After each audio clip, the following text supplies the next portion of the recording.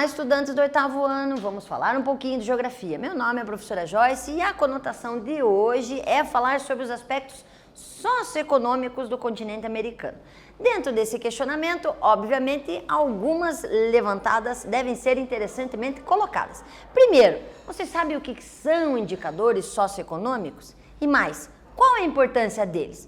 São questionamentos que você sempre tem que fazer, porque à medida que você tem um questionamento, você tem a curiosidade e você se aprofunda no contexto. Dentro de indicadores socioeconômicos, nós temos a indicação de valores numéricos em que indicam uma média. Então, estes valores numéricos, eles nos fazem ter uma noção de como uma população se apresenta. Eles ajudam, eles deixam, não talvez com a certeza, mas com uma ideia de como está evoluindo. Porque estes valores numéricos, eles são nos dados, nos são fornecidos em determinadas épocas, em determinados períodos. Então, de posse desses períodos, a gente consegue ter uma noção da evolução, se é uma evolução positiva ou negativa desta média. Por isso é importantíssimo a gente analisar alguns tipos de indicadores socioeconômicos para literalmente analisar, como está escrito aqui, o desenvolvimento econômico em determinado lugar. Alguns são mais específicos, como por exemplo o analfabetismo. No analfabetismo você consegue literalmente ver quantas pessoas, na média, é que não têm acesso a uma instrução que favoreça a elas uma ciência de um determinado texto, de uma determinada prática escrita que está colocada à frente deles. Outro elemento é a renda per capita, onde você tem, através da lucratividade anual, uma divisão dessa lucratividade e o potencial visual de quanto seria a média do salário durante o ano em um determinado lugar. E ainda outras situações, como por exemplo, taxa de natalidade, taxa de mortalidade, IDH, PIB, são todos indicadores que nos dão uma noção, uma observação média de determinados elementos que favoreçam a análise. Então, a certeza que devemos ter é que eles nos dão uma noção, não uma absoluta realidade. Nesse quesito, agora eu quero que vocês pensem um pouquinho, analisando as informações da tabelinha, esta tabelinha, que coloca o Dia Mundial da Saúde, como sendo aquele que nós devemos observar uma alimentação saudável, uma atividade física frequente e uma qualidade de vida. Eu quero que vocês pensem, todos têm acesso a essa plenitude? E justifique sua resposta. Voltamos já já.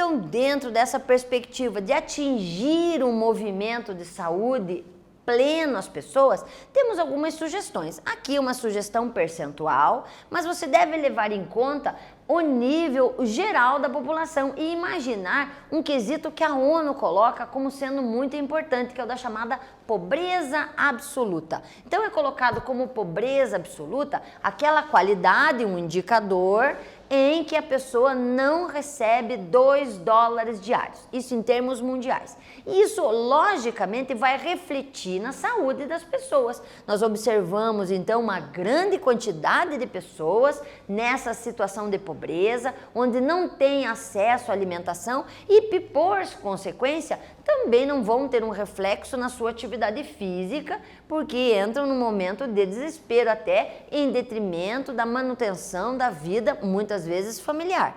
E que, logicamente, reflete no brasileiro que tem hoje uma qualidade, uma expectativa de vida já beirando os 73 anos, mas que em detrimento da situação econômica poderia ser ainda muito melhor. Então, falar em qualidade de vida remete você a ter uma noção de acesso não só alimentar, mas acesso ao tipo de alimentação, ao tipo de trabalho e que vai favorecer a você a uma organização sistemática da sua vida de maneira mais plena. Para a gente observar ainda um pouquinho mais da questão socioeconômica, os indicadores fornecem elementos para que a gente classifique os países. A classificação dos países deve ser vista como algo muito, digamos assim, cheio de detalhes. Então não é uma coisa simplista você falar em desenvolvimento. A classificação em que você fala de um país desenvolvido e colocar como ele sendo simplesmente rico, remete a uma sugestão que eu faço, perguntar rico no quê?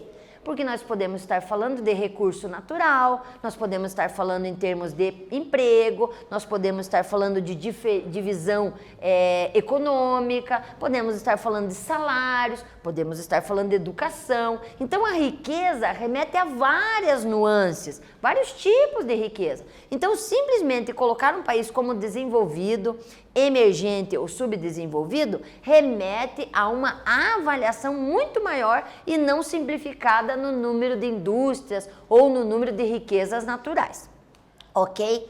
Nisso, observem alguns elementos colocados para que a gente tenha essa noção de uma classificação mais ampla de desenvolvimento. Então é você olhar um país em termos de saúde, no que diz respeito ao que as pessoas comem, como comem, de que forma elas distribuem essa alimentação durante o dia.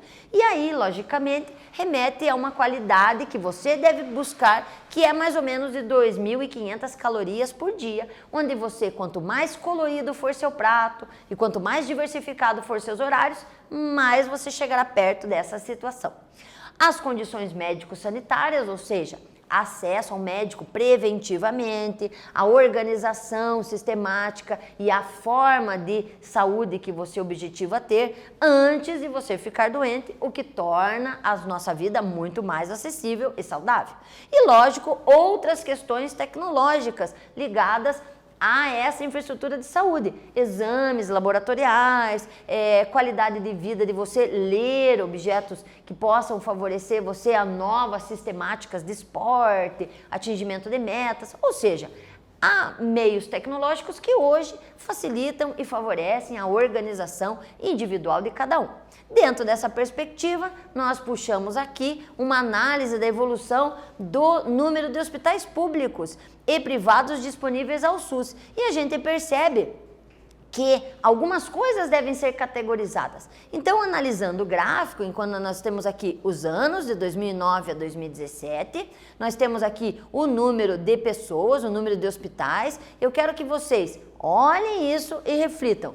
Quais são as características que nós podemos ressaltar aqui? E voltamos já já.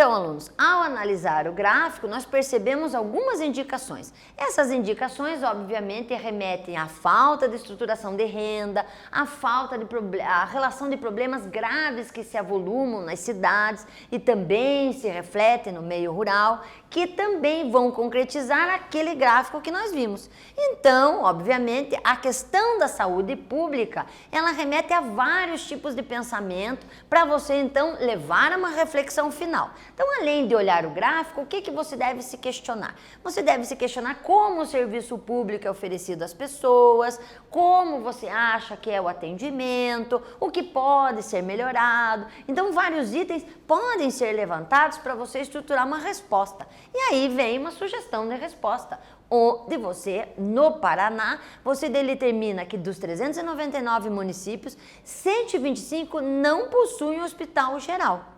E isso, obviamente, remete uma insegurança caso venha ao estabelecimento da doença propriamente dito. Então, necessidade de transporte, uma necessidade de infraestrutura melhor. E, infelizmente, nas nossas cidades, não chega a ser a maioria, mas 125 tem esta carência, mas que também deve ser visto no sentido preventivo. Então, ao invés de só hospitais, pensar no mecanismo preventivo da saúde pública, da qualidade da água, da coleta do lixo, do atendimento médico infantil, jovem, adulto e idoso, prevenindo, instruindo sobre a metodologia saudável de manutenção da saúde de cada pessoa.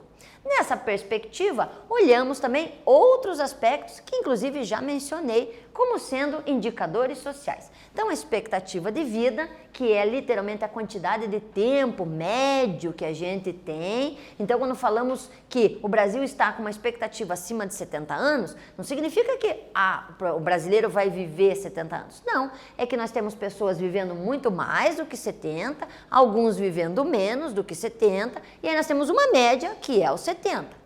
A mesma coisa acontece com a taxa de mortalidade.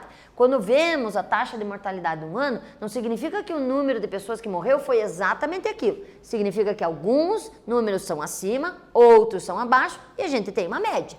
A mesma coisa quando falamos da mortalidade infantil, que alguns índices colocam como 1 ano, outros colocam mortalidade infantil com 5 anos, mas sempre para que você tenha noção de que é uma média que se faz a análise. E, logicamente, a taxa de analfabetismo, que remete a um percentual das pessoas que efetivamente não sabem ler e escrever. Uma média, não é aquele número na realidade. Temos um número maior, um número menor e aí temos uma média a ser analisada. Desse contexto, nós podemos então pegar os conceitos e colocar na tabelinha no chamado Índice de Desenvolvimento Humano. O Índice de Desenvolvimento Humano é uma média de 3 valores. Então você pega a expectativa da saúde, da renda e da escolaridade.